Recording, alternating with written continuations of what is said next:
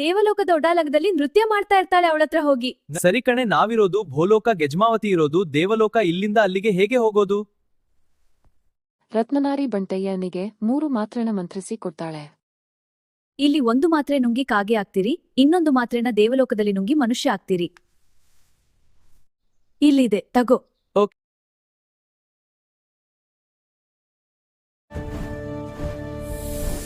ಬಂಟಯ್ಯ ದೇವಲೋಕಕ್ಕೆ ಹೋಗ್ತಾನೆ. ಗೆಜ್ಮಾವತಿ ಯಾರು ಅಂತ ಗೊತ್ತಿಲ್ಲ.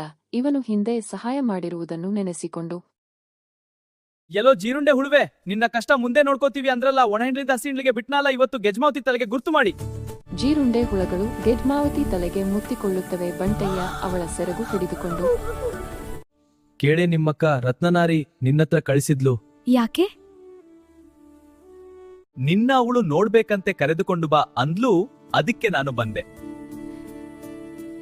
ದೇವಲೋಕದಿಂದ ಯಮಲೋಕಕ್ಕೆ ಯಮರಾಜನ ಹತ್ರ ವರ್ತಮಾನ ಹೋಗಿ, ಯಾರೋ ಬೋಲೋಕದ ಒಬ್ಬ ಮಾನವ ಬಂದು ಗೆಜ್ಮಾವತಿ ಸೆರಗು ಹಿಡಿದು ಕೊಂಡಿದ್ದಾನೆ ಅಂತ ಹೇಳ್ತಾನೆ. ಆಗ ಯಮಧರ್ಮರಾಜ ತಾನೇ ಎದ್ದು ದೇವಲೋಕಕ್ಕೆ ಬರ್ತಾನೆ. ಎಲೆ ಮಾನವ, ನೀನು ದೇವಲೋಕಕ್ಕೆ ಏಕೆ ಬಂದೆ? ಗೆಜ್ಮಾವತಿ ಅಕ್ಕ ರತ್ನನಾರಿಯ ನಾನು ಮದ್ವೆ ಆಗಿದ್ದೀನಿ. ನನ್ನ ತಂಗಿನ ನೋಡ್ಬೇಕು, ಕರ್ಕೊಂಡ್ ಬನ್ನಿ ಅಂದ್ಲು, ಅದಕ್ಕೆ ಬಂದೆ. ಸರಿ, ನೀನು ಕರೆದುಕೊಂಡು ಹೋಗು.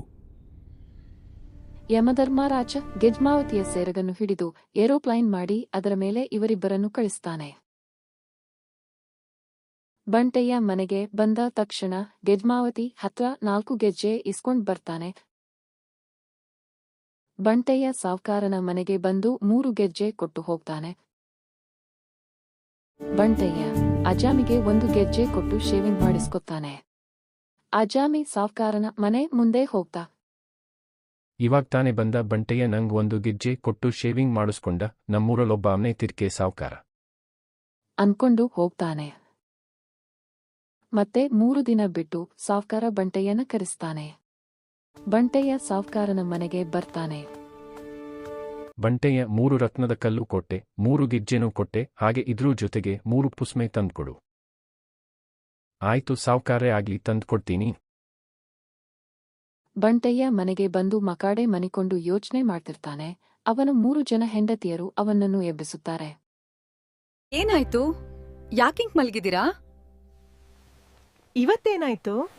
ಇವತ್ತು ಸಾವ್ಕಾರ ಏನಾದ್ರೂ ಕೇಳಿದ್ರಾ? ಹೌದು, ಆ ಸಾವ್ಕಾರ 3 ಪುಸ್ಮೈ ಕೇಳಿದಾನೆ.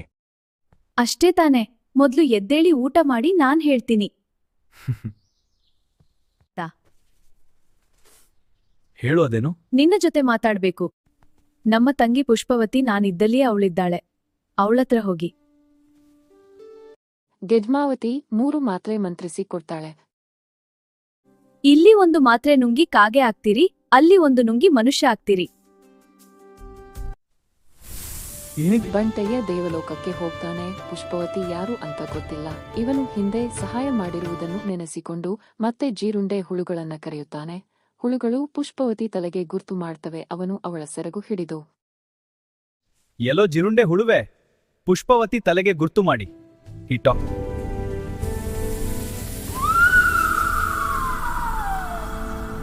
ಕೇಳೆ, ನಿನ್ನ ಅಕ್ಕಂದ್ರು ನಿನ್ನ ಹತ್ರ ಕಳ್ಸವ್ರೆ. ಹೌದಾ? ಯಾಕೆ? ನಿನ್ನ ನೋಡ್ಬೇಕಂತೆ, ಅದಕ್ಕೆ ಕರ್ಕೊಂಡು ಬಾ ಅಂತ ಹೇಳವ್ರೆ. ಮತ್ತೆ ದೇವಲೋಕದಿಂದ ಯಮಲೋಕಕ್ಕೆ ಯಮರಾಜನ ಹತ್ರ ವರ್ತಮಾನ ಹೋಗಿ, ಮತ್ತೆ ಆ ಬೋಲೋಕದ ಮಾನವ ಬಂದು ಪುಷ್ಪವತಿ ಸೆರಗು ಹಿಡಿದು ಕೊಂಡಿದ್ದಾನೆ ಅಂತ ಹೇಳ್ತಾನೆ. ಆಗ ಯಮಧರ್ಮರಾಜ ತಾನೇ ಎದ್ದು ದೇವಲೋಕಕ್ಕೆ ಬರ್ತಾನೆ. ಏನು, ಆ ಭೂಲೋಕದವನು ಪುಷ್ಪವತಿಯ ಸೆರಗು ಹಿಡಿದಿದ್ದಾನೆಂದು ಹೇಳುತ್ತೀಯಾ? ಎಲೆ ಮಾನವ, ನೀನು ಗಜ್ಮಾವತಿಯನ್ನು ಕರೆದುಕೊಂಡು ಹೋದ ಮೇಲೆ ಮತ್ತೆ ಏಕೆ ಬಂದಿರುವೆ? ಯಮಧರ್ಮರಾಜ ಇವಳ ಅಕ್ಕಂದಿರಾದ ಗೆಜ್ಮಾವತಿ ಹಾಗೂ ರತ್ನನಾರಿಯನ್ನು ನಾನು ಲಗ್ನ ಆಗಿದ್ದೀನಿ. ನನ್ನ ತಂಗಿ ಪುಷ್ಪವತಿಯನ್ನು ನಾವು ನೋಡ್ಬೇಕು, ಕರೆದುಕೊಂಡು ಬನ್ನಿ ಅಂತ ಕಳಿಸಿದ್ರು, ಅದಕ್ಕೆ ನಾನ್ ಬಂದೆ. ಸರಿ, ನೀನು ಕರೆದುಕೊಂಡು ಹೋಗು. ಹೌದು, ಧನ್ಯವಾದಗಳು. ಯಮಧರ್ಮರಾಜ ಮೊದಲಿನ ಹಾಗೆ ಪುಷ್ಪವತಿಯ ಸೆರಗನ್ನು ಕೂಡ ಹಿಡಿದು ಏರೋಪ್ಲೈನ್ ಮಾಡಿ ಅದರ ಮೇಲೆ ಇವರಿಬ್ಬರನ್ನು ಕಳಿಸ್ತಾನೆ. ಬಂಟಯ್ಯ ಮನೆಗೆ ಬಂದ ತಕ್ಷಣ ಪುಷ್ಪವತಿ ಹತ್ರ 4 ಪುಸ್ಮೆ ಇಸ್ಕೊಂಡ್ ಬಂಟಯ್ಯ ಸಾವ್ಕಾರನ ಮನೆಗೆ ಬಂದು 3 ಪುಸ್ಮೆ ಕೊಟ್ಟು ಹೋಗ್ತಾನೆ.